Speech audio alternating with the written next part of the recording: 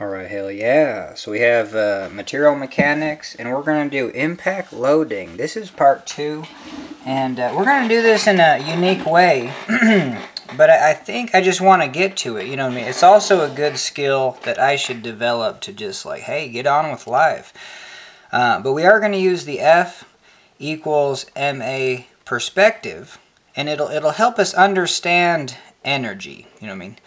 Energy is just the easiest, but you have no idea why, you know what I mean? Cool, this thing's at some sort of height, that's potential energy, that's mgh, you know what I mean? Hell, it gets down to here in impacts, that's kinetic energy, that's 1/2 mv squared. But, you know, these things by themselves, you know, are hard to see where they come from. And then once it starts to stretch, the only thing that's going to slow this thing down once it gets to that kinetic energy, that velocity, is the spring itself. Like, this thing is a spring, and it's going to stretch. And when it stretches, it can apply a force. Or you could just say that what energy says is like, hell yeah, you have some sort of potential energy that's going to equal the kinetic energy, and then in general, this next one is true. That's going to equal the energy in the spring. You know what I mean? Whether you call it energy in the spring like that, and that's going to be 1/2 k change in length squared. You know what I mean? So this is, in general, energy here has to equal energy there, has to equal energy of the spring. And once the spring gets maximum energy, that's where your velocity is 0. So that's where it stops, stops the velocity. Cool. And just to let you know, once it builds that energy, it's got a force upward, and that thing is going to oscillate back and forth. That's not part of what we're going to do. But we just want to know the maximum force in the spring. And then huge, well, and then in the, because this is not, this video is not going over the derivations. In the derivations, what you have to account for is that when the string stretches, you know what I mean, and we're talking like millimeters compared to the actual length of the spring itself or the bar. But when you do have that, hell yeah, you have potential energy. That's you know, your potential energy is now a little bit lower. You know what I mean? So just by that fraction. But we're going to say, we're going to neglect that. If you neglect that, it just makes everything, and even in the derivations, they don't neglect it at the start, but then at some point through the derivation, they say, yeah, let's neglect it. You know what I mean? So, or just hella neglect it at the start. So we are for sure going to do that. That change in potential energy, who cares? All right. So how do we do this from the F equals ma perspective? Okay, given the problem, we have 0.15 meters of height, so that's where this thing is, and we have gravity on it. So if we chop this thing out of outer space, so that's kind of the first thing I do, and get it just right here. I like pin it into outer space. It's a mass of 20 kilograms, so we do have a mass, and now we want to know something about it. Is there forces on it? You know what I mean? And so we use F equals ma. Sometimes, you know what I mean, you just know textbook-wise, hey, we do have some forces. That's going to be the force of gravity. Or you come over here and then, hey, this is acceleration. That's motion, that's velocity, and a change in velocity. So we know initially our velocity is 0 meters per second. And obviously from experiment or observation, we're gonna see this mass. So F equals ma is the acceleration of the mass that you're observing, and we're gonna see that it changes its velocity. Cool. And we know that because of Kepler's equation. So that's the first thing. There's no other forces. We're just going to have the force of gravity down. It's going to slide frictionless along this. So no other forces are holding it up. Cool, we got that. So force of gravity from Kepler is gravitational constant. The mass of this 20 kilograms times the mass of the Earth, radius of the Earth squared. And I won't go over it in this one because we go over it 1,000 times in other videos. Hey, this is just the gravitational constant. These three things equal 10 meters per second. We're just going to use that. And now we see that the force of gravity is our mass times, and we're going to say that gravitational constant is g. Cool. And we're going to say g is 10 meters per second squared. I try not to use negative signs as much as possible. So we're going to say, hey, this is the positive velocity direction. Cool. So it's 0 velocity here. We're going to be some sort of positive velocity upon impacting. All right, hell yeah. So this equation says the force of gravity is equal to mass times the gravitational, the acceleration of gravity, basically. Okay, but now don't get this confused. This mg goes into this side of the equation because we said, hey, that's our only force is force of gravity.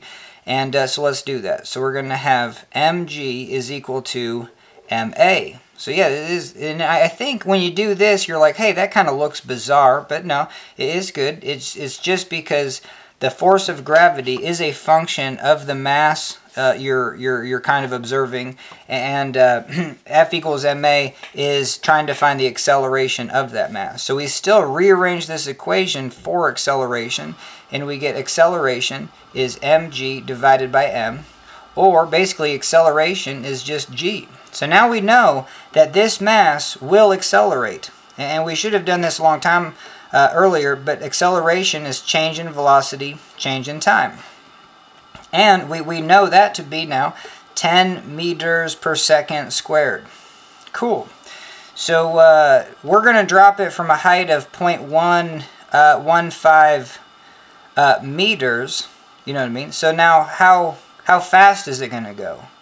You know what I mean? So this is where I'm actually going to, we're going to do this totally unique, because I think you can always use kinematic equations, but you're not going to understand where those come from. You can use integration, but even that, you're not going to understand even where the integration, you know what I mean, taking this as dv dt is equal to 10 and separating variables. Like, all we want to know is like, hey, in 1 second, this says if we change our time by 1 second, we're going to get a change in velocity of 10 meters per second. 10 meters per second. That's what this says. Acceleration, you know what I mean? The units on it is meters per second squared, or meters per second per second. Kind of, I like to write it this way, because then you can see it's a change in velocity in meters per second for every 1 second.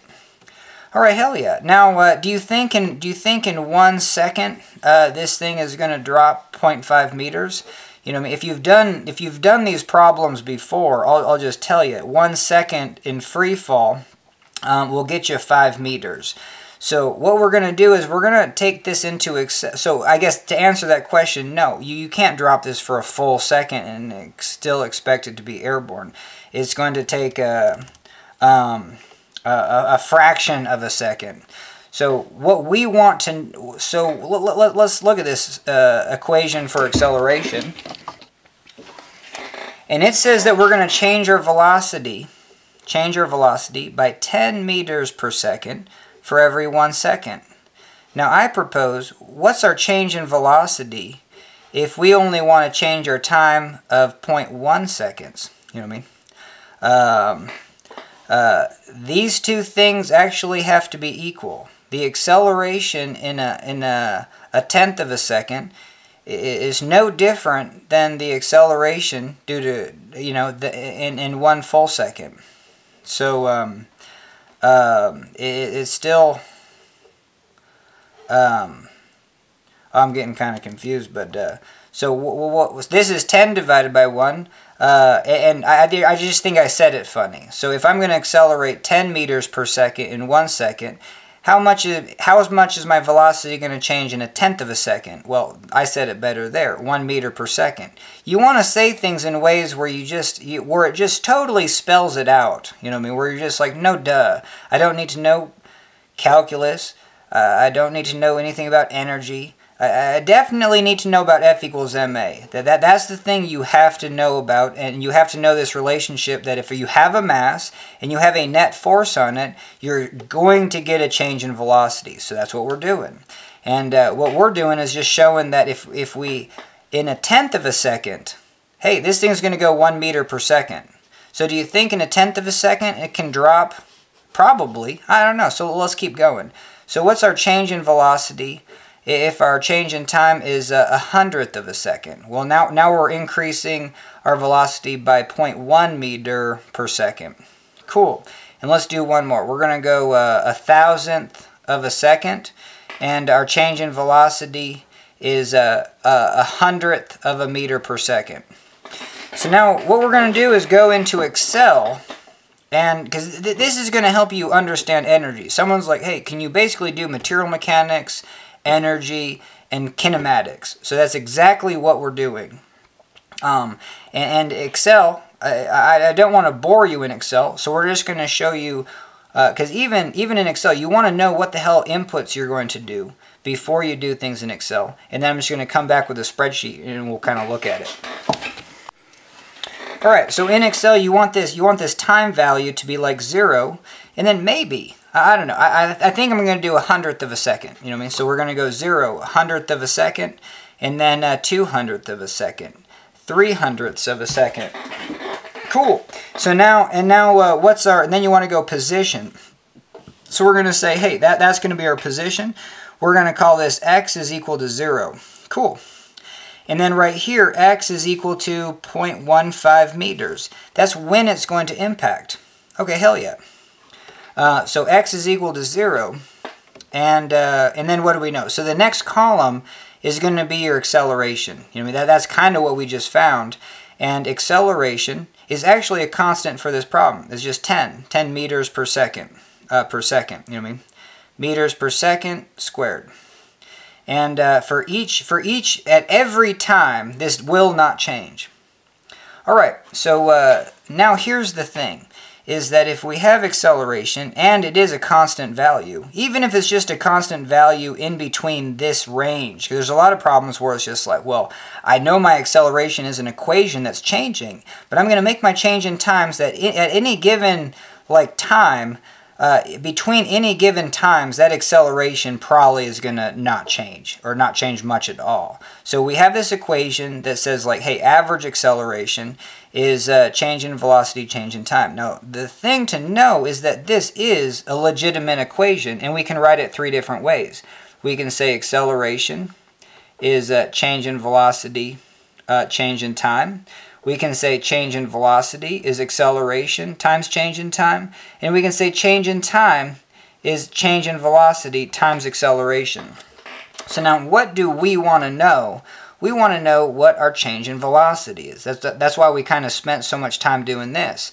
In a 100th of a second, we want to know what our, and in Excel, I'm going to write this as, because acceleration is dv dt. I'm going to write this just as dv. You know what I mean? So it's good to do things, with this caret v, change in velocity, kind of general velocity change between 2 time values, and then kind of, I don't know, I just can't write a caret in Excel, so I'm just going to do dv.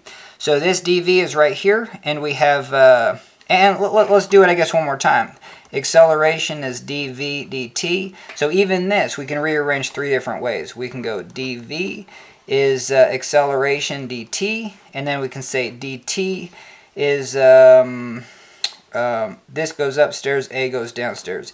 dv divided by acceleration. This is the one we want, and so the equation is going to be, hey, it's going to be this value right there, 10, times our change in time. And in Excel, I'm going to say our change in time is always like, hey, this one, 0.01 minus that one, 0. And as I go down, I'm going to drag it down, so this one's 0.02 minus 0.01. So in Excel, then I can drag all these things down, but I wouldn't have to. This is unchanging. I could just write this in as 0.01 and call it a day. But I like to do things in Excel where I could modify them later. But anyway, so we get our change in velocity. And what the hell was it? It was going to be a change in velocity. So the actual answer to this is going to be 0.1 meters per second. So be on the lookout for that. Bummer. So I should have put another column in here. We should have a column for velocity right here, and our velocity is 0. But now we know our change in velocity is going to be 0.1 over that time frame. Or is it? Or is it? Because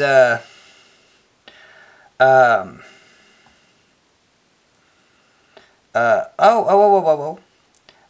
it is. Yes, I apologize. Yeah, that's exactly what it is. There is one place to get kind of headachy, but that is exactly what acceleration says. If you have a change in time, your velocity will be that. So 0.1. Cool. It's this next one that gets a little bit trickier. So now we want to know our change in x. And how do we do that? We say that velocity is equal to change in position, change in time. This is an equation for three things. And so we can say dx is equal to velocity dt. And we can also say dt, bring it upstairs, is dx over v. And obviously you can write this as velocity is change in x divided by change in time. Sometimes this is just an easier way to do, and this is basically what our equation will be. And this is where I bring up, now this is a critical point of this. We just said over here that this has to be average velocity. So even here I should have an average sign on all of these. You know what I mean? Because right here, this hella has to be average velocity. We have a velocity that's 0 and a new time 0.1. Those are changing linearly, and because they're different enough, we need the average between them. You know what I mean? I mean, that's just how you do it textbook-wise. I guess if your time is so tiny, you know, you could just guess 0 or you could guess 0.1, but, you know what I mean, what we're doing is just guessing right in the midpoint. We're saying there's a linear relationship, and it basically, I think, gives you an exact answer for this problem because acceleration is constant. Hell yeah. If you do, this is the integration part of it. You know what I mean? Finding the average velocity.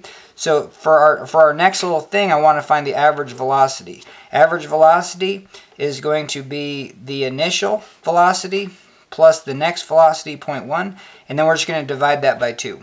That's the way to find the average between two numbers. When this becomes 0.2, the average velocity is going to be 0.1 plus 0.2. Hey, we get 0.3. What's the average between those? Oh, just divide by 2. That's 0.15. I'm sorry, yeah, 0.15. So it's just a cool way to find. And this equation, I don't know. I think it's like one where it's just like people don't use it every day, and they're just like, what a simple equation. And it might, I don't know, it might be a challenge. This was a challenging one for me every once in a while. Anyway, so once we know our average velocity, hell yeah, we can use this equation to find our change in x. So that's going to be this average velocity. It's going to be, so that's going to be that term times my change in time. And for this, you could just do 0.1. But I like to do it the techie way. But we'll see. Maybe I'll just do it the fast way.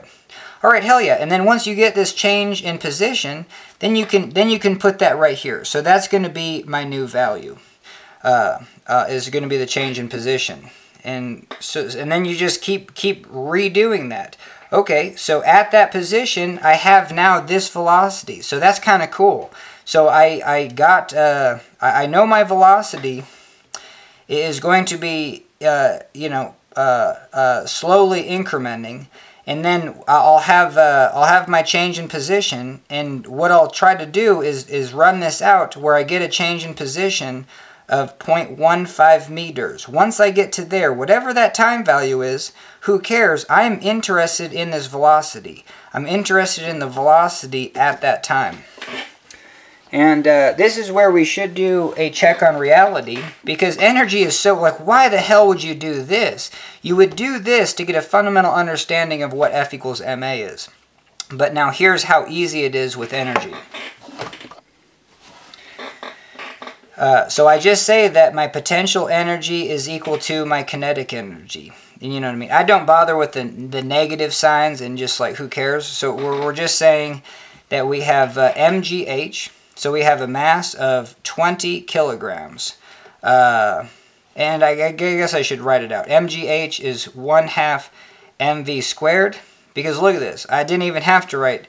Masses cancel. And so we have... and this is where even with letters, you just rearrange, you know what I mean? So you get this 2 upstairs, you get 2gh is equal to v squared, and then instantly you see that v is equal to the square root of that, square root of 2gh, and it's that easy. So our velocity is going to be 2 times 10 times our height of 0.15. Like, holy hell, it was that easy? Why did we go through all this? Because this is the fundamental understanding of what's happening with F equals ma. 2 times 10 times 0.15. Okay, so now we have a check on reality that our velocity will be 1.732 meters per second. Let me run up to Excel and throw these numbers in. All right, hell yeah. So we do have the Excel, but there was one more thing that I could have done. You know, we found our velocity, you know, even just using the energy equation, and now we know 2 different things. We know our velocity initial is 0, and we know our velocity at impact is, let's say, 1.7 meters per second. So, you know, here's where that scenario comes up of driving.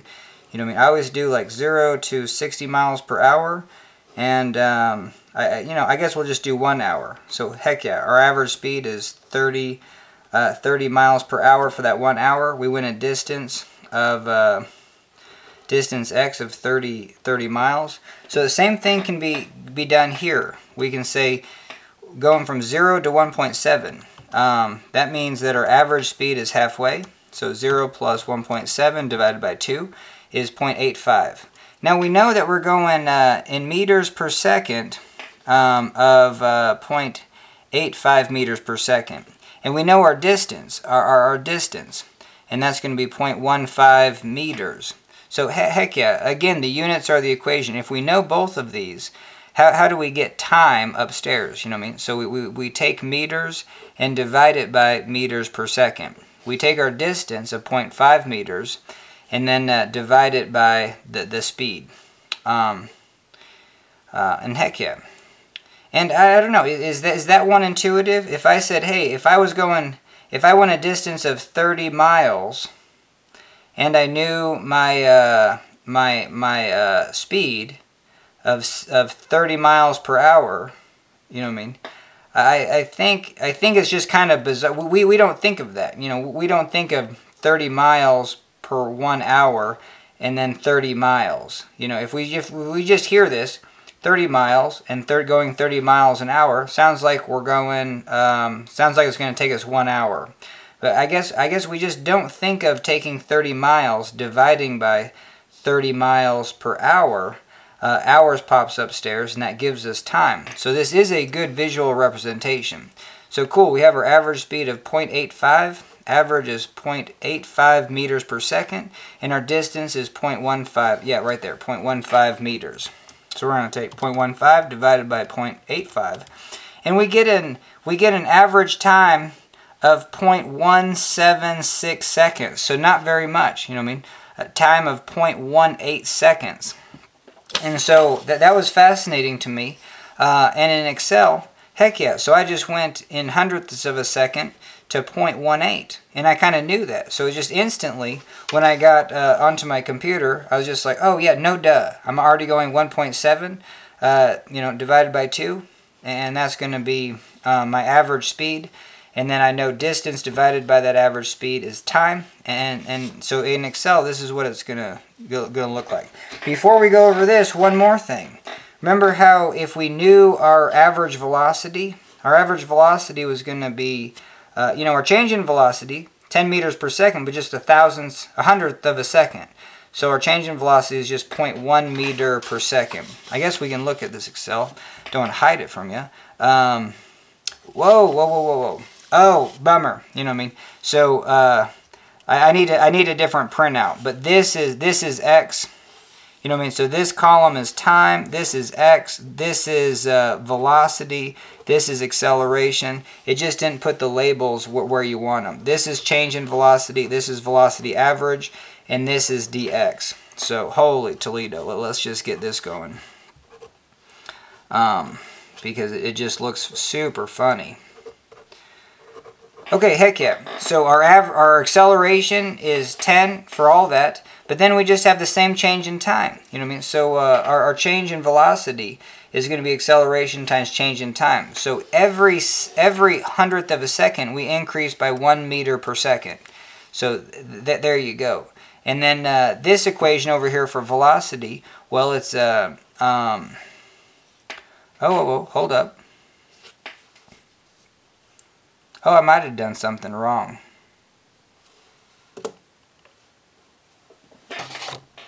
Oh, no. Oh, I'm just getting, this is wigging me out. It's wigging me out that these values are here. Oh, I just hate it. Sorry about that. Yeah.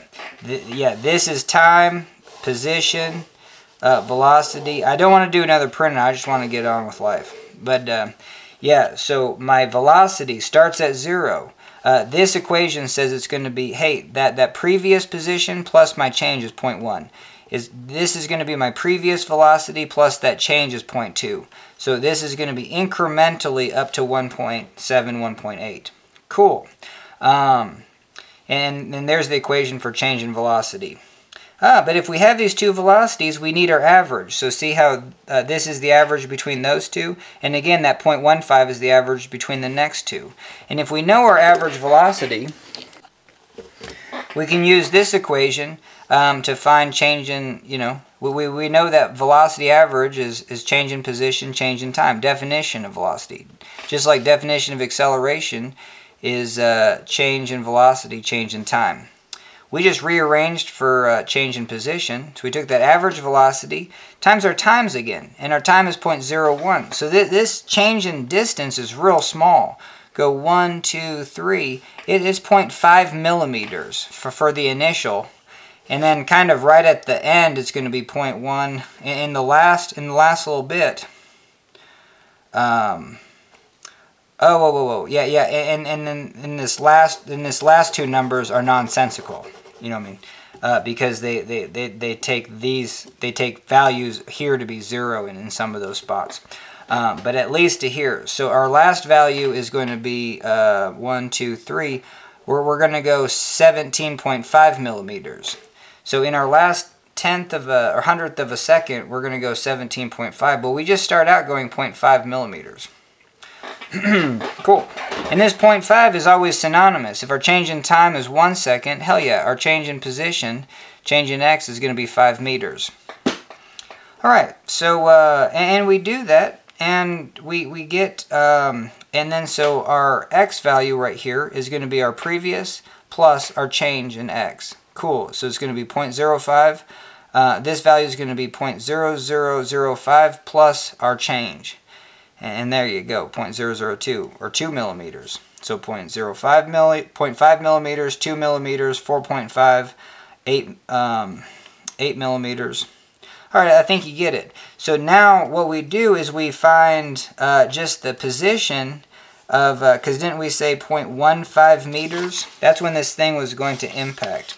So at 0.15 meters, which is somewhere right in between there, heck yeah, that's going to be a time of somewhere between 0.17 and 0.18, which jives. That's a jive on reality. And we want to know our velocity. And our velocity is somewhere between 1.7 and 1.8 meters per second. You know what I mean? And the energy equation just gives us it straight up. And so it's 1.732. Now another equation that you can use is this, and we'll try it out because it's a tricky one for me always. But this is a position of 0.1445, and we're saying our velocity is 1.7.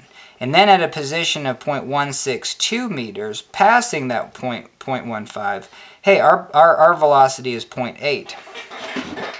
So now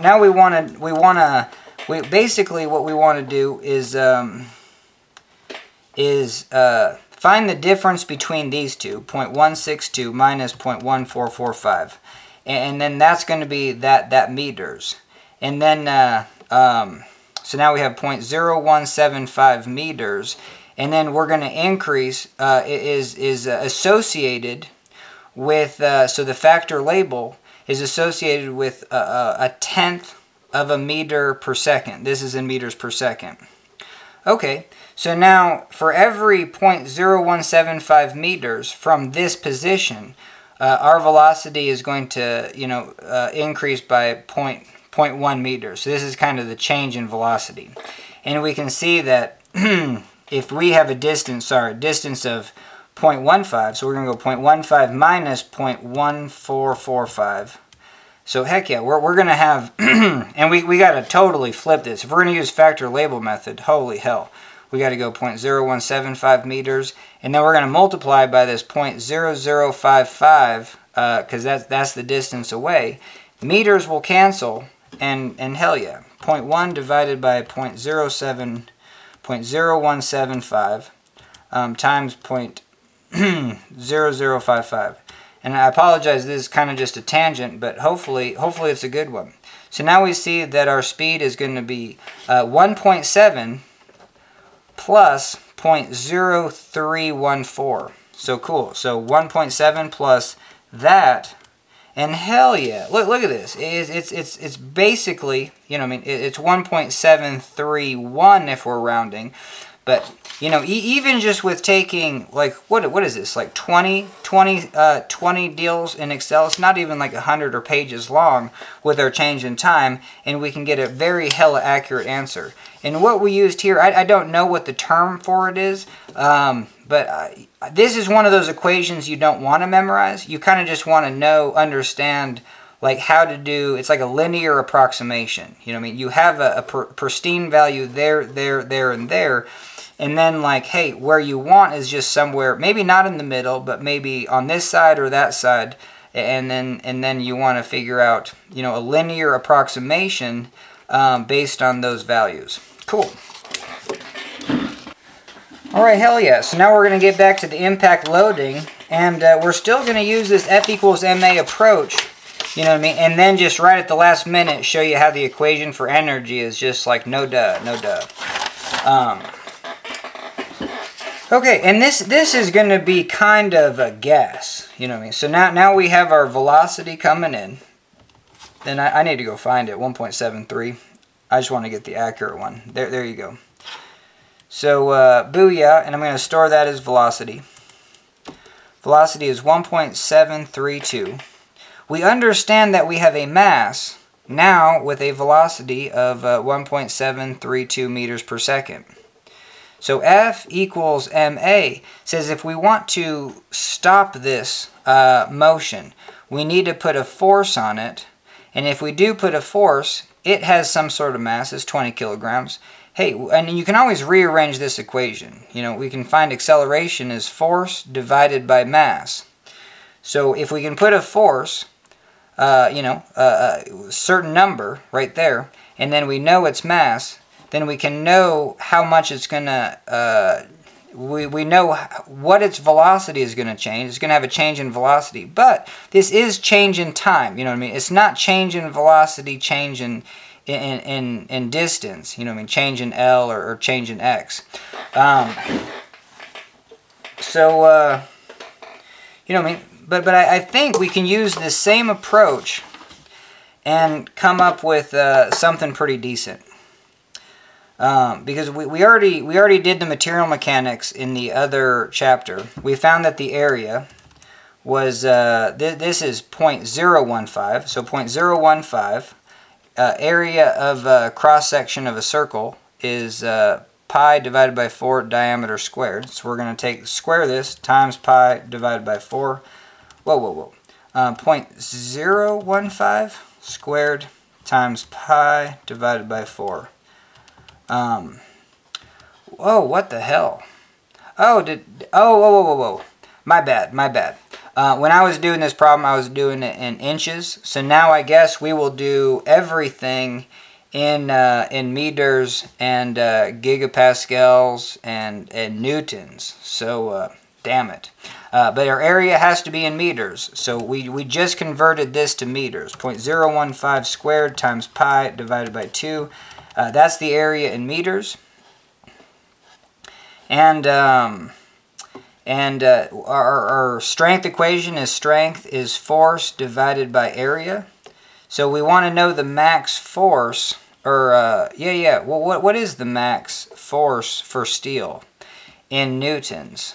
That's a good question. It's not on here. Because if you know so here's your equations. You have this, and you have your strain equation is change in length divided by length. And then you have the, that strength is modulus of elasticity times strain. So you can put all these together. So you got force over area is equal to modulus of elasticity, change in length divided by length. But even right here, sometimes you don't need to go to this equation. If I know modulus of elasticity, and maybe I know my strain, I can find the strength. And so let's do that. So modulus of elasticity for this is 210 times 10 to the 9 Newton meters squared. I would always write pascals. 1 Pascal is 1 Newton per meter squared. Write it like that. And then my strain max, so I'm going to say strength max is equal to strain max, and that's going to be 0.002. That's really accurate for steel, so I think we should be good there. So cool. 210 times 10 to the 9 times 0.002.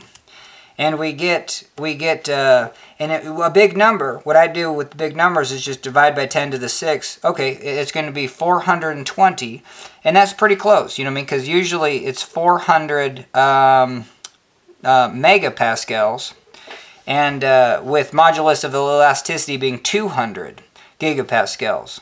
But the ratio between these is a factor of like, hey, this is always going to be, it looks like it's double, you know what I mean? So this number is always going to appear to be 2 times, but this is also 1,000, you know what I mean, less. You know what I mean? So you would multiply this by 2, and then you'd have to divide by 1,000. So 2 divided by 1,000, it's or 1,000.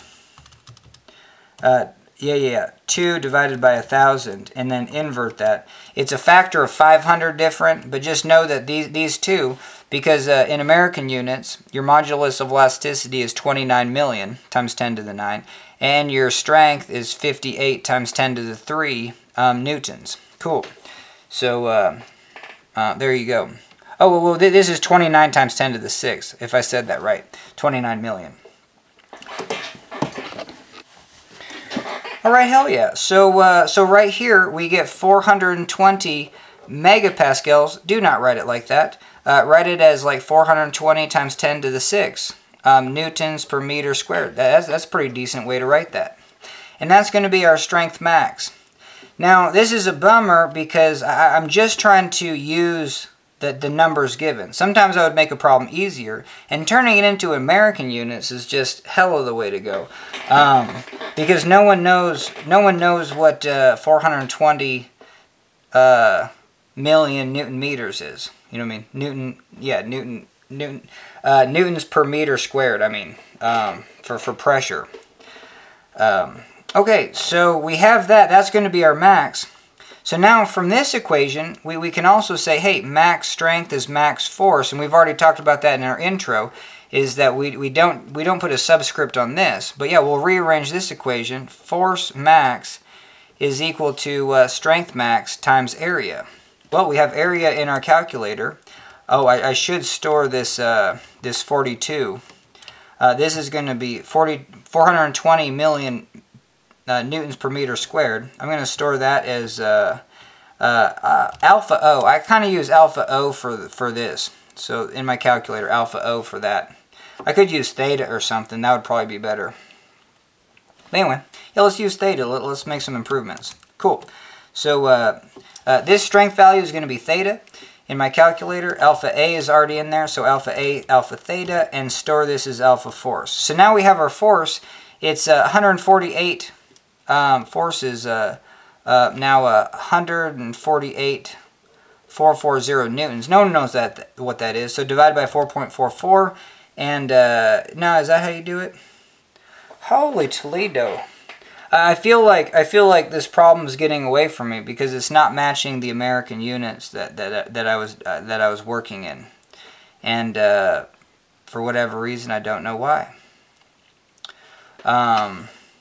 Yeah, let's do the area again. 0.015 squared times pi divided by 4. No, I think oh, whoa, I didn't store that area. Okay, good. You know, storing letters into your calculator. Let's do this again. 0.015 squared. And this was a good check on reality because this thing was supposed to be 15,886 pounds. We just did that in the previous video of part 1. So that's where you do easier problems to catch your mistakes. I would have never caught that mistake because I didn't store that in my calculator as A. So we changed this from millimeters it was 15 millimeters. So you go here, 1, 2, 3, and it's 0.015. So 0.015 meters squared times pi divided by 4. Store that as alpha A.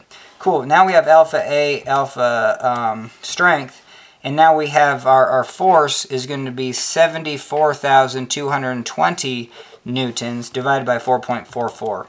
And it's still not quite, I don't know why, 16,716. Oh, it's not quite because this is higher, you know what I mean? 420 megapascals. If we said 400 megapascals is synonymous with 58,000 pounds per square inch. This is why I use that. But some problems will deviate, you know, just slightly. So even right now, could I use a factor label method? You know what I mean? Could I say 58,000 pounds per inch squared divided by 400 megapascals. Those are equals, and now I have 420 megapascals. Hell yeah, stack these. These are a unit of 1, and I can cancel units, and so I can go 58,000 divided by 400 times 420. Whew. And so this is saying strength in American units is 60,900 psi, or pounds per inch squared. Cool, so that was the difference. And in American units, this is going to be 15 millimeters divided by 25.4. This is diameter in inches, squared times pi divided by 4. I'm going to store that as alpha B. But now we go 6,900. And I'm going to store that other one as alpha O because we might use it later on. So American is going to be, the strength in American is going to be alpha O in my calculator. And we're going to go alpha O times alpha B. And hell yeah, so this increases to 16,681. And I guess there must be, the rounding error is right here, converting newtons to pounds. I must not be doing it 100%. So let's do factor label method on that. Hell yeah. So we have 74,220 newtons. And this, yeah, you got to break out F equals ma, because F equals ma says 1 newton is 1 kilogram per 1 meter per second squared. But this isn't what we feel on Earth, so you have to use F equals ma in kind of a different way.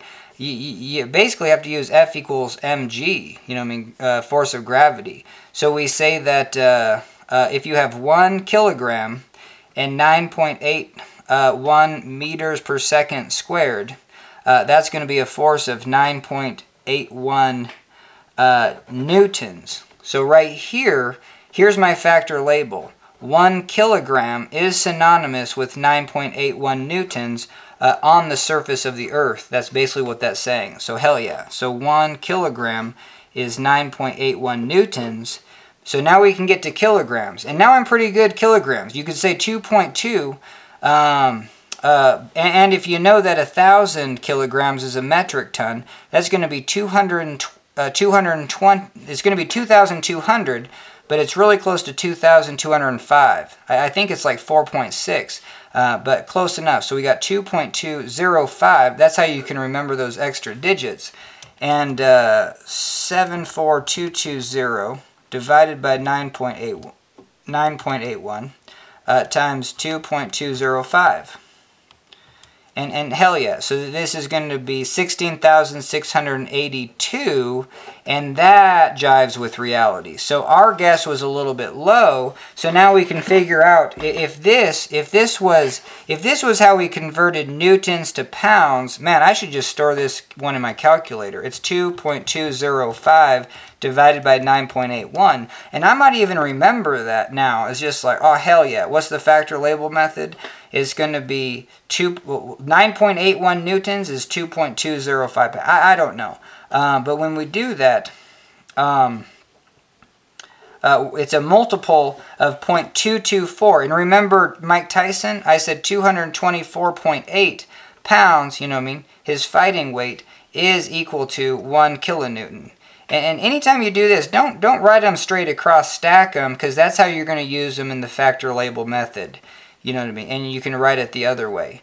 But if I store this, I'm just going to store this as alpha n, and then invert it, I get 4.44, and that's the one I was using, but this is hella off. It's 4.45, and I didn't realize that. You know what I mean? It's 4.49, which is basically 4.45. So let's do that. So we have 74220 divided by 4.45, and then we'll do it one more time, divided by 4.49. And 4.49 gets me there. So hell yeah. So now I'm just going to remember that. 4.4, but hell yeah, it's basically 4.4, but it's actually 4.45, and I can really understand it's 4.49. So anyway, that's how I memorize, you know, up to 3 digits. No reason to memorize any more unless you're, you know what I mean, winning nerd competitions. No, I'm joking. But anyway. Alright. Joke's on me. It wasn't funny. So I'm going to take a pause. Alright, hell yeah. So we have a check on reality in American units, and now we fully understood what newtons are. And I'm just glad we did that, because now we know, and maybe I can just grab another sheet of paper. We know that the max force, you know, and we talked about that in part 1. If the force is greater than 74,220 newtons, or 16,681 now, because of the higher strength or whatever, then this thing's going to permanently elongate. And we're still going to keep that 0.002 for our max strain.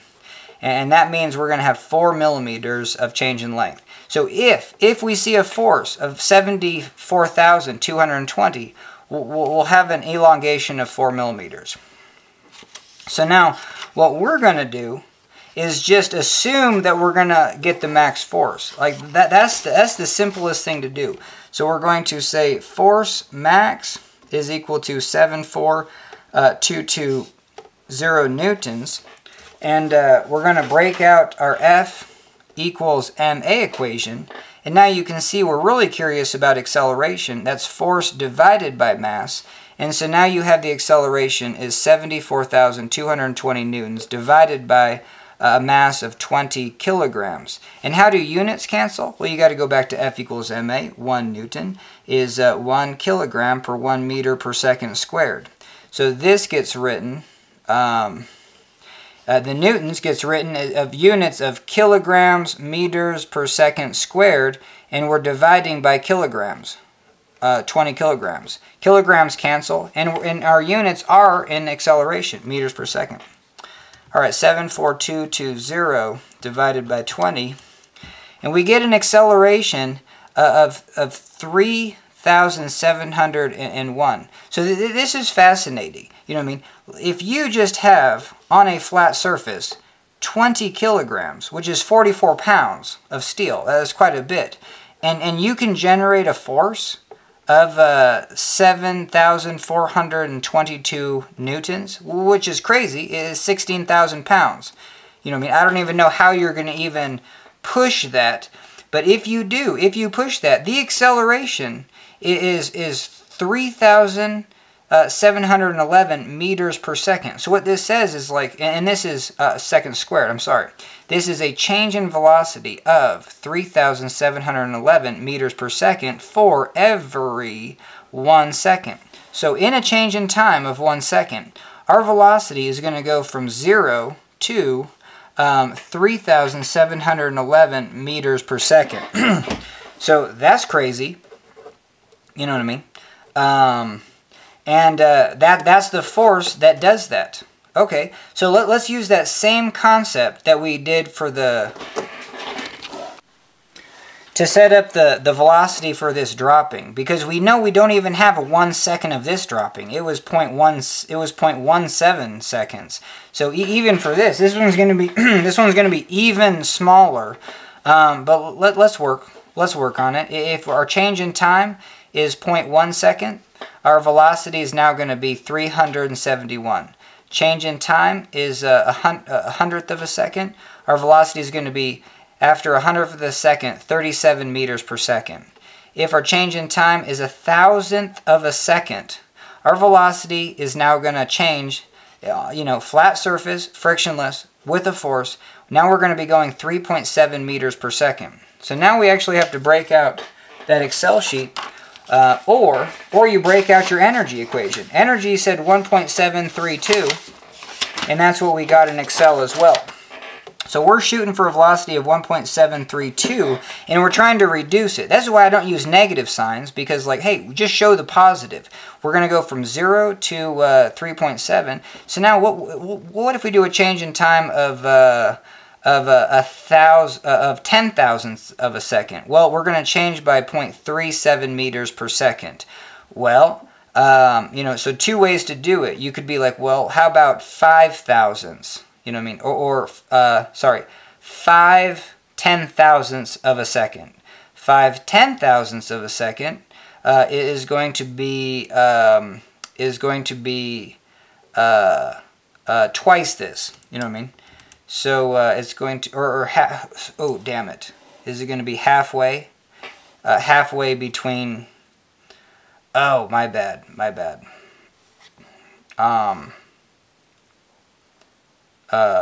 Well, holy Toledo, we have an equation, you know what I mean? That's the other thing. We have this is our acceleration, change in velocity, change in time. You can write this equation 3 different ways.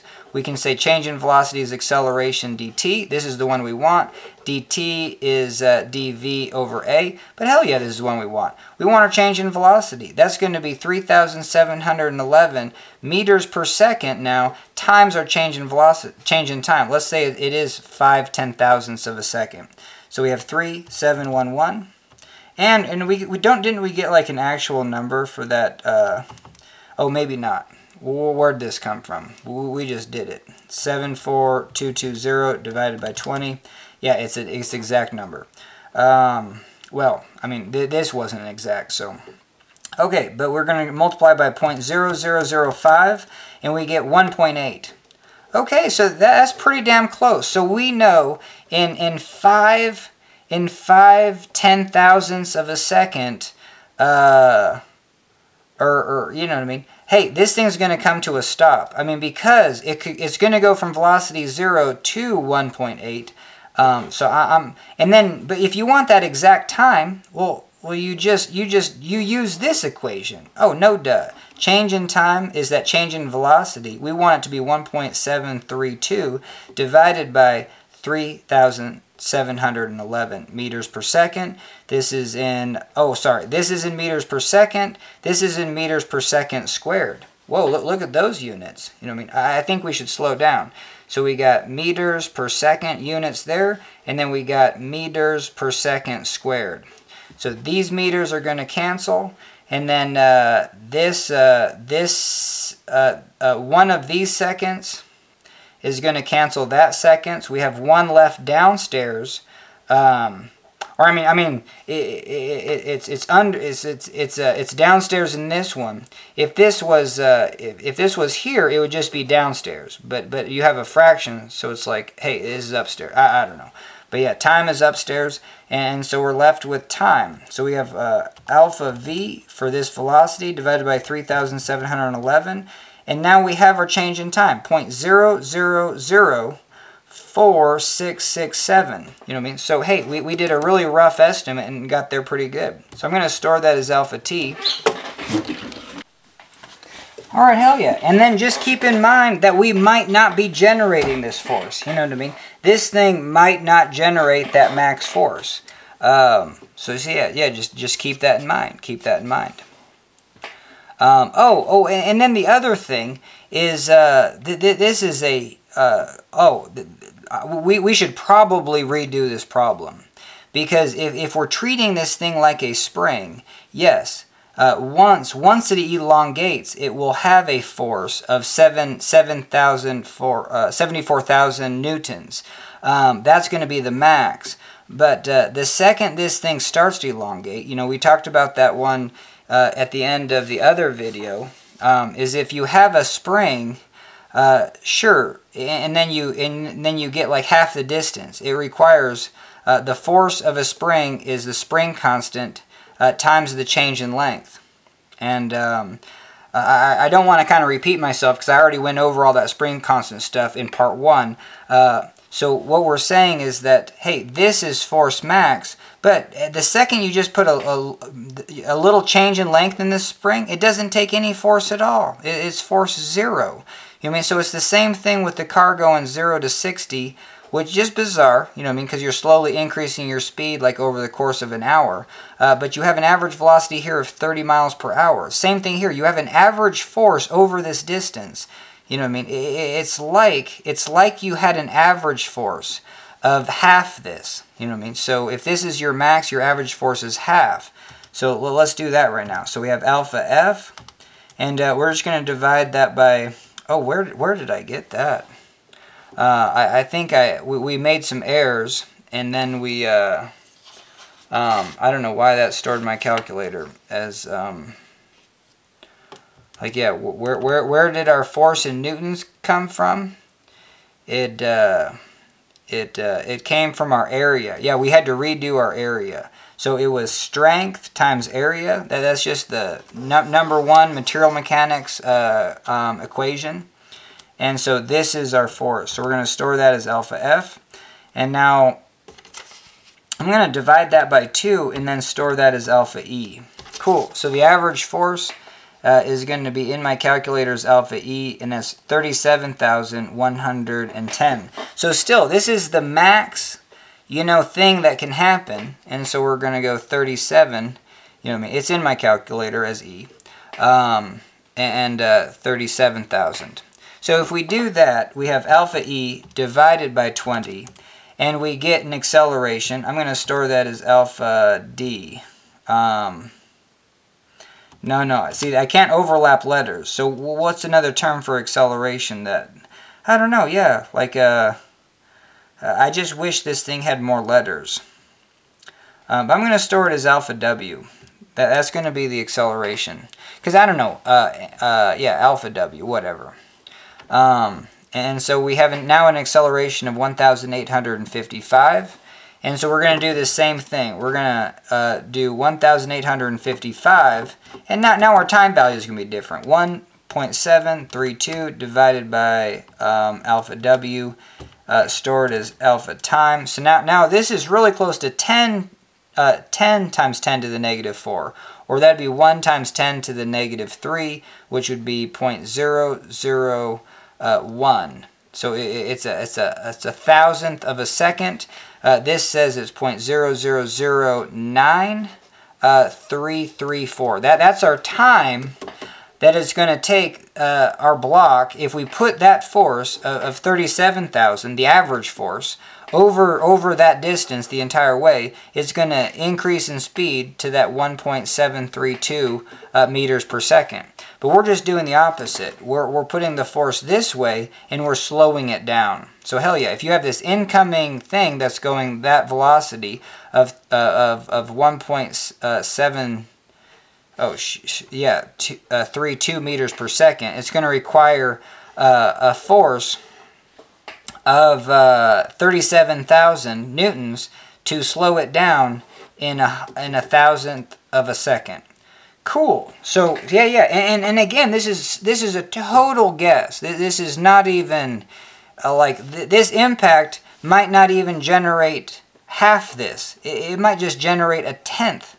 Or even and it could be even smaller, you know what I mean? So doing it this way, we're just kind of understanding how you can have a force on something and slow the momentum. All right, hell yeah. Oh Oh yeah, this is fascinating. Yeah, well, let's. I guess yeah, we're gonna do it this way, and then we're gonna do it in Excel the actual way, and still not use the energy equations. Even though it makes it more kind of complex, you just get a deeper understanding, kind of what's happening. All right, hell yeah. So I guess we're done with this. This was just to maybe see like how in what time this thing would slow down if it was using all that max force. This actually really doesn't give us kind of anything too useful. But we're still going to say we have that velocity of 1.732 meters per second. We have our strength is force divided by area. Strain is change in length divided by length. And then we have strength is modulus of elasticity times strain. And I guess if you combine those, F divided by A is equal to modulus of elasticity, change in length divided by length. And we really want to modify this for just force. So we say force, we bring the A right there, and we go EA divided by L. Put it like this, times change in length, because this is synonymous with the force of a spring being the spring constant times change in length. And this is real important because now this will give us okay, we're gonna at least solve for the spring constant, you know what I mean? Because we have everything. We have 210 times 10 to the 9 newtons per meter squared is our E. So we're basically solving EA divided by L. And then we have our area, which is in meters, stored as alpha A. It's 1.767 times 10 to the negative 4 meters squared. And now we divide it by our length, which is 2 meters. So we do all that. These meter squares cancel, and we're left with the spring constant in newtons per meter. So let's do that. We have 210 times 10 to the 9. This is just alpha A. And now we're dividing it by 2. So cool. So we have our spring constant. I'm going to store that as alpha K. And our spring constant, divide by 10 to the 6 just to see what the number is 18 million. 18.555 times 10 to the 6 newtons per meter. So what this says, and I'll just write it out, 18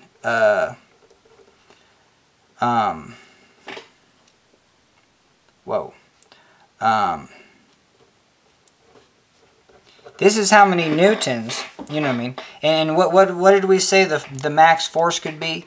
The force max could be 74,220. So this is a spring that says, hey, if you want to lengthen this bar by 1 meter, it's going to take 18 million newtons. So we're going to divide that now by 4.449, now that we know what the hell we're doing. And that would require, wait, what are we doing? Oh yeah, this is how many pounds. It would require 4 million pounds. You know what I mean? Well, you know, we're not putting 4 million pounds. We're putting 16,000 pounds. Okay, so obviously, yes. So the spring constant. Sometimes the numbers can get real huge, but you're not even lengthening the spring by a meter, not even a half a meter, and that's where 1 meter you know what I mean. 0.001 meters is 1 millimeter. You know what I mean? So if you took this number, alpha K, times 0.001 meter, you know what I mean? Then you'd have you would have 18,000 newtons, which is under this. You know what I mean? So that's cool. And if you took this spring constant times 2 millimeters, alpha K times 0.002. You get that 37,000, and this is interesting because am I off on this?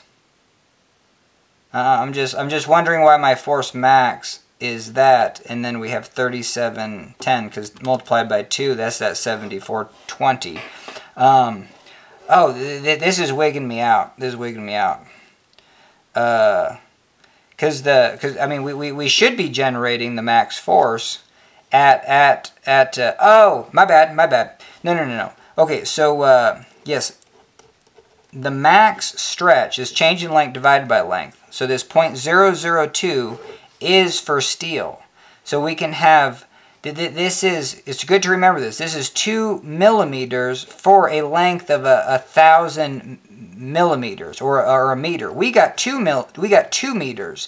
So we can change our length. And again, you can rearrange this equation 3 ways from part 1 and see that our change in length is strain times L, and that's 0.002 times 2,000 millimeters. So 0.002 times 2,000 millimeters, or just by logic, 2 millimeters for 1,000 millimeters. We can increase this length by 0.004 meters, which is synonymous with 4 millimeters. So then that gives us alpha K times 0.004, that's the max. No, okay, so perfect. Yeah, so this spring can get to the max no more, else you're going to get deformation.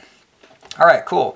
And so what we just did was found the spring constant for that, which is important because now the next thing we're going to do is we're going to put this in Excel. We're going to do a time frame probably of like 0.1, 2, 3, if not a 10,000th of a second, we'll probably just do 10,000, but maybe a 100,000ths of a second, you know, because we're only going to have 10 time values to actually slow this thing down. And then we're going to have our position. We're just going to say that's 0. And then we're going to have our velocity. And now our velocity incoming is 1.732. Cool. And so now our acceleration has to be a negative number. And so we go F equals ma. And then our acceleration is force divided by mass. And now what's the force? Well, it's the force of the spring, you know what I mean? So the force of a spring. So you can say acceleration is the force of a spring divided by mass.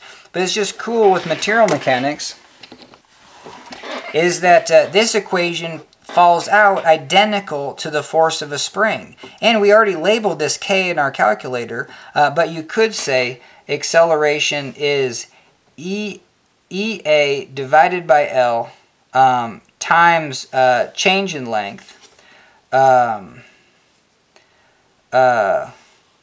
Which I'll just write it as this change in length, and then divided by mass. So this is what we're using. For a spring, it's just force of the spring divided by mass. But then once you throw it in, it's going to be K change in length divided by mass. Well, change in length for our problem is X. So at impact, X is 0. And then when we change X by a little bit, that is the change in length of the material. So you know what I mean? So then your equation is, for the spring, it's just going to be Kx divided by mass. And this is accelerate. This is why I stay away from negatives and then just get an intuitive idea. Well, obviously, we have to slow this velocity down with that spring force. So this is going to be negative Kxm. You know what I mean? So that's what's going to go in here. We're going to have negative K. We already solved for the spring constant, EA divided by L. And then we have that position X. So at 0, this is going to be 0. And then divided by the mass. So in Excel, I'm just going to put the mass up here as 20 kilograms, and then just refer to it to this equation. For starting, X is 0, so this has become 0. But we know our position is going to change because we have velocity. You know what I mean? Because you're just like, well, if we don't have any acceleration, how are we ever going to slow this thing down? Well, because this velocity is going to carry this into the next position. So at 0.0002, we're going to be just a little bit, we're going to have a little bit X, which means we'll have some acceleration. All right, so the thing is change in velocity. So we say acceleration is dv dt, and we can see dv is acceleration dt. So now we're going to have this value. I'm just going to circle it. So that circle times 0.0001 seconds. That's going to be our change in velocity. So this right here is going to be upstairs plus that, right? And now we need to get an average velocity. So once we get an average between those two, you know what I mean, whatever divided by 2. Now we have an equation that says velocity is change in position, change in time. And we can solve for change in position. That's going to be velocity average dt. And so now we can see that our d change in position is this times our 0.0001. And in both of these, you know what I mean, you took something times time, even though it was fractional, and then you used it over here, divided by 2, and then times again. You know what I mean? So this is where position is acceleration, 1/2 acceleration times time squared. You know what I mean? Plus the initial velocity time plus the initial position x naught. You know what I mean? V naught. So yeah, it's the kinematic equations. But it's just like I would never memorize these. I would sit down and at least do Excel like 100 times before you're just like, oh, okay, time to memorize some kinematic equations. But now that you have a change in x, this is going to be 0 plus that value. And cool. Now our new acceleration is going to generate some sort of number.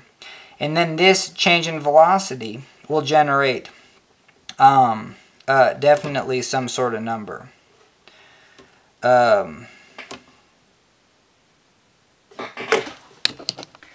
Okay, yeah, this was fascinating. I was just like, well, this acceleration doesn't have any change in velocity. Well, cool. We still have an average velocity, and that means that we're going to have a change in position. So yeah, the new change in position will be there, and then that'll generate that acceleration that will be opposing that velocity. So now we'll have a change in velocity that's negative, and we're going to start slowing down this velocity. So now it's going to be like 1.6, 1.5, and what we're going to find is where it's 0 meters per second, that's the distance we're going to find, and that will answer our question, the maximum elongation. And it's just real nice now. We know that 4 millimeters is synonymous with 74,000 newtons, you know what I mean, or is synonymous with 60,900 pounds. And let's say the problem statement comes out to be like, whoa, this thing elongated 3 millimeters, or 0.003 meters, because that's what our problem is in. Well, then we know that it's 3/4 of those, you know what I mean? So we take our alpha f times 0.75, and then that's going to be the maximum, that's going to be the force generated, you know what I mean, the force generated. And then their question is, they always ask the stress, so you have to come back to this equation. Well, we'll know the force generated, and so the stress is just divided by the area, and then that'll answer the problem. So let me throw this in Excel. It'll be really cool. We'll find out where the velocity goes to 0 and what that change in length is. I mean, we're shooting for a value of somewhere between 2 to 3 millimeters, 0.002 or 0.003, who knows? Could be less, could be more. And then from that change in from that, we could just use proportions. I mean, all we're doing here is proportions. We're not even using the equations, but obviously you could go back and be like, whoa, I have a change in length. Well, don't we have an equation that says force is equal to EA change in length divided by L. You know what I mean? There you go. So you could throw that in once you know your change in length and get your force. But it's just real intuitive, I think, to know what your maxes are. Know that if it's a linear scale getting up to those. And so that's what we're going to do for this problem. And hell yeah, we're almost close to calling it a video. Alright, hell yeah. So I'm back and I got the Excel spreadsheet. But before we go over it, there was something fundamental that I need to improve on, because my guess didn't make any sense. You know, so we said, hey, we can generate this force max, but we know it's associated with the force average of the spring. That's going to be 37,110 newtons. We have F equals ma. The A is going to be the force of a spring divided by the max, and that's going to be the force in the spring would be 37,110 newtons divided by 20 kilograms, and I think we did that, alpha E divided by 20. Heck yeah, we got alpha acceleration, and we have that stored as omega, and that's going to be an average acceleration during that time of 1,800 meters per second squared. Okay, and then so, but then what? You know what I mean? That was the interesting thing, is that we just, well, we knew we had a velocity of 1.732, and so that's when we, okay, that's when we divvied it up, and, but yeah, I think we didn't use this term, I forget now, but this says, in 1 second, we're going to change our velocity by that much. In a change in time of 1/10 of a second, it's going to be there, 100th. And then in a change of a 1,000th of a second, whoa, we're going to change our velocity. So even there, it spells it out. So we have a change in time of, let's say, just 1,000th of a second, and that was our guess. The only reason I did that was to try to get a guesstimate. But now what? You know what I mean? So, but now we have to do that same thing backwards of the driving in a car 0 to 60 miles per hour for a period of time of like 1 hour, is to get an average velocity. Is we know we're going from 1.7 to 0 meters per second. So our average velocity during that time is going to be alpha v divided by 2 is 0.866. And so now we have this term meters per second.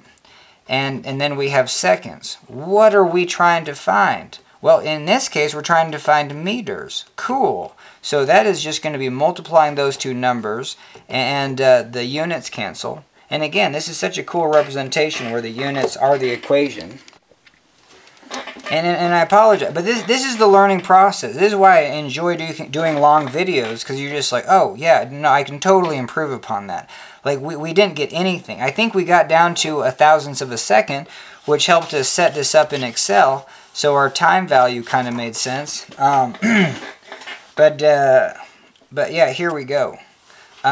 So yeah, but this is a maximum, you know what I mean? So this isn't even a good estimate. It's just like if we are seeing that acceleration, because we're maxing this thing out, well, I don't know. I'm curious of what we're going to find. Multiply these things two together, 0.001, and what do we get?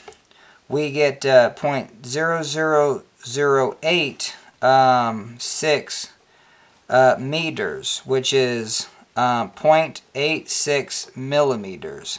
Okay, so yeah, this is fascinating, because if we generate, so this says if we generated that max force to slow this mass down, that 20 kilograms, we're gonna slow it down in 0.6 millimeters. You mean 0.6? You know, it's not even 1 millimeter, and we have up to 4 millimeters to slow this down. But so here is like the check on reality, and this will be maybe for a different video. I thought you could do an iterative method for this, to just be like, well, we assumed the max, and we got this, and then then we get this, and then we can. This is fascinating. I'm going to do this for another video, but I think this is how you would do it. You would take that. You would take that alpha F, that max force, 7422, I'm getting excited, newtons divided by 4 millimeters. This is a unit conversion. Then you would say, well, you only went 0.86 millimeters. And see what we do? 0.86 millimeters. You know what I mean? This one divided by 0.004 gives us, and then times alpha F. Now we're only saying, hey, we only have 16,000 newtons, and then you would iterate and run your acceleration based on this. You would have a really slow. It would take even farther for your change in length. But no, I don't think that unless this next value was going to be less than 4 millimeters, because then the iterative process would work, and that would be fascinating. But I just don't know. And again, I want to do that for a separate video, because I cannot make this another couple hours. Okay, hell yeah. So now we are literally almost done. So in Excel, and given that if we were at that max force, we would slow this thing down in 0.06 millimeters. Well, that means that we were never at that max force. So our acceleration was always way below alpha 1,855. And, or was it? You know, what we find is that, hey, our acceleration, well, I mean, we got a value of 17, so that was interesting. Oh, damn. Oh, whoa. Yeah, two different things going on here. This, again, this was an average. This was actually saying alpha omega times 2. This was assuming a maximum of acceleration of 3,711. This is the tricky thing about doing kind of, you always have to break out this triangle because you are doing integration just kind of mentally in your head. So what we said for this is we have that max force. That's going to generate this max acceleration. But upon hitting a spring, there's like no force. So there's going to be no helpful acceleration. And then so you're 0 there and your max here. So we just chose the average halfway between them. So, you know what I mean? So this value right here that we see of 1,700 is in relation to this absolute max value at 4 millimeters. So of course we're going to see 1,700 at 1.8 or 1.8 millimeters. So this is where our problem, these accelerations built up in this acceleration equation comes from F equals ma. Force of a spring is mass times acceleration. We said acceleration was going to be force of a spring divided by mass. And again, what the hell was the force of a spring? It was force of a spring is spring constant change in length. And so we said this was EA divided by L, change in length divided by mass, or just K change in length divided by mass. So we took the material mechanics approach for finding spring constant, and that's really good. I think this is a bizarre term to even look at, but just to know that is your spring constant and newtons per meter is the units on it is pretty cool. Alright, hell yeah. So we started at that 0 position and we get down to 1.8. This is basically 1.8 millimeters, 0.0018 meters.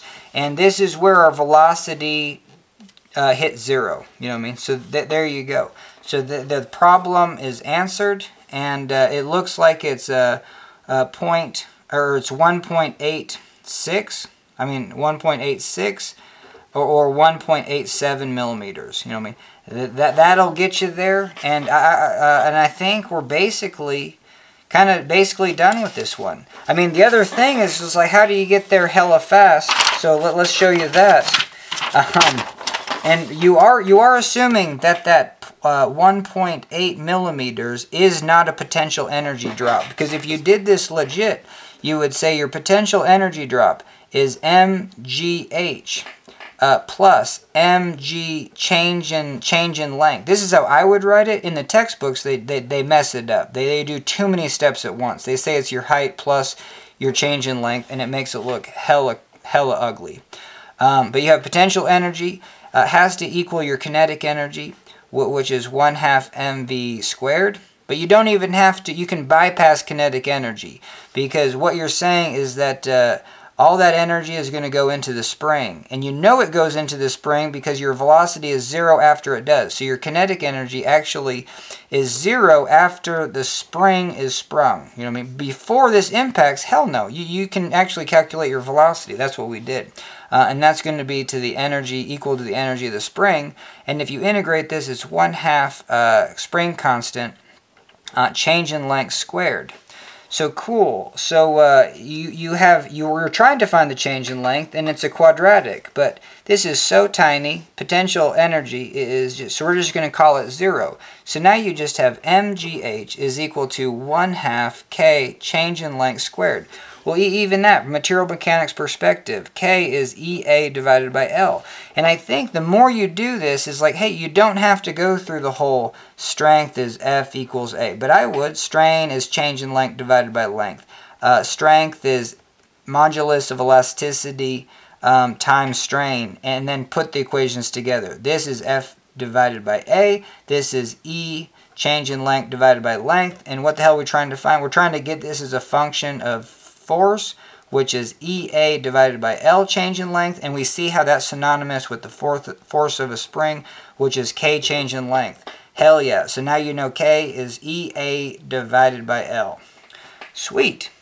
And so now you can be like, and then we know what our height is. You know what I mean? That's 0.15 meters. That's going to be h. G, we can get. I mean, I guess we just did 10. We can do 9.8 though, and just kind of see. We'll do 9.81, and just see how far off our answer is, and you know, from our guesstimate. And there you go. And even right here, if you wanted to solve for change in length, very simple. You got 2 mgh is equal to k change in length. We'll just do it one step at a time. Divide by k. 2 mgh divided by k is change in length squared. Square root both sides, and then you have the square root of 2 mgh divided by k is equal to change in length. Let's write it one more time. Change in length is the square root of 2 mgh divided by k. But let's throw it in. So k is EA divided by L, so you have change in length is the square root of 2 mgh. K is going to be EA divided by L. The L pops upstairs, and now we have EA downstairs. Okay, so it's brutal, you know what I mean? So we have change in length is the square root of 2 times 20 kilograms times 9.8 meters per second squared. If you're keeping track of units, these go to Newton. Cool. And then your height is 0.15 meters. Your length is 2 meters. Okay, if you're keeping score here, this is meters squared, which is going to, we're trying to find length. So these meters squared, we're going to square root them to get our length in meters. Cool. And, but downstairs, these terms are more or less going to cancel. We're going to have a Newton downstairs that's going to cancel that Newton. So E is 210 times 10 to the 9 newtons per meter squared. Never write it as Pascal. You know what I mean? That'd be dumb. Never even write it as gigapascal. 10 to the 9 Newton per meter squared. There's no reason to make it harder on yourself. And then area, and we'll do this freshy. You know what I mean? We got pi divided by 4, and then we got d is 0.015 meters, and we're going to square that. So when we square these meters cancel. That Newton cancels with that Newton. Again, these meters stay, and we got meters squared, but we square root them to get the final change in length. And plenty of places to make some errors, but we got 2 times 20 times 9.81 times 0.15 times 2 divided by 210 times 10 to the 9. Pi divided by 4, 0.015 squared. And I think we're done. Hell yeah. And we get a change in length of 0.00178 multiplied by 1,000 just to get 1.78 millimeters. So, you know what I mean? We were hella off doing the guesstimates, but not too bad. You know what I mean? I mean, we're just, I mean, I'm not hella off. I mean, but yeah, it is going to be different. You really have to take these time values down to smaller numbers. But you can get this as accurate as possible. I'm not going to do that because I just don't. Excel's kind of a waste of time to spend too much time in it. You just want to use it to show the iterative I mean, not the iterative, but this is the calculus process. You know what I mean? The segments, and then adding them together and stuff like that. All right, hell yeah. But you can just see, yeah, use energy, like obviously all the time, and you can get 100% precise answer if you put in kinetic. Your potential energy is a function of change in length, but it's just going to be so negligible. You know what I mean? So, hell yeah. And this is a legit equation. You know what I mean? You can put this in your pocketbook, and next time you get one of these. So, hell yeah. So, thanks for joining me. That was part 2. We learned impact loading, but we didn't derive a damn thing. But we did. We literally derived the F equals MA, the hell out of it, especially with Excel, especially with numbers, and then compared it to energy, and then that F equals MA is what's happening here. And I apologize. I would have to watch some more of those MIT lectures. They do a really good, well, they do a good job of confusing you, but the professors are really good explaining like how you get the energy equations, and how they're, you know what I mean, this is, like, obviously that's an integral, but it's just force times distance, you know what I mean. Energy is a scalar, and it's force times distance. So you integrate force, and again, Oh, so yeah, it's pretty straightforward, because force, hell yeah, that was the force of a spring, and yeah, we would probably do this before we go. So the force of a spring was back to here, is going to be, and I guess we'll just, you knew that it's EA divided by L, but it's just K change in length, and our length, and our distance is change in length. So it's going to be, oh, but this is interesting. This is the max force. So the force of, yeah, this is where you're not even doing integration. You're doing the same thing we've been doing the entire time. Energy is force times distance, but it's average force times distance. You can always use this equation. Don't even use the integral. You know what I mean? But it's a force. It's average force times distance. Well, the average force is the max spring force, K change in length, divided by 2, and your distance is change in length. So hell yeah, that's where you get 1/2 spring constant change in length squared. All right, we'll do more videos on this, and actually, I would like to do the official integrations of both kinetic energy and spring energy. But yeah, I think they come out real easy. Even potential energy, you're just integrating force times ds, your distance, and as long as your ds is in the path, this is your path length. As long as your path length's in the direction of the force, then it's just the distance, the height, or the distance d, or the change in length. Hell yeah. But with gravity, it's a constant force. But with the spring, it goes from 0 to force max. And then so your F average is what you take. So hell yeah, energy is F average, change in length. But with gravity, it's just the actual force of gravity times the height. You know what I mean? That's the force. That's the distance. Path length is in the length. And then you get the mgh. You know what I mean? So hell yeah. So that was kind of a fun way to end it. And thanks for joining me. And guess what? That's a video.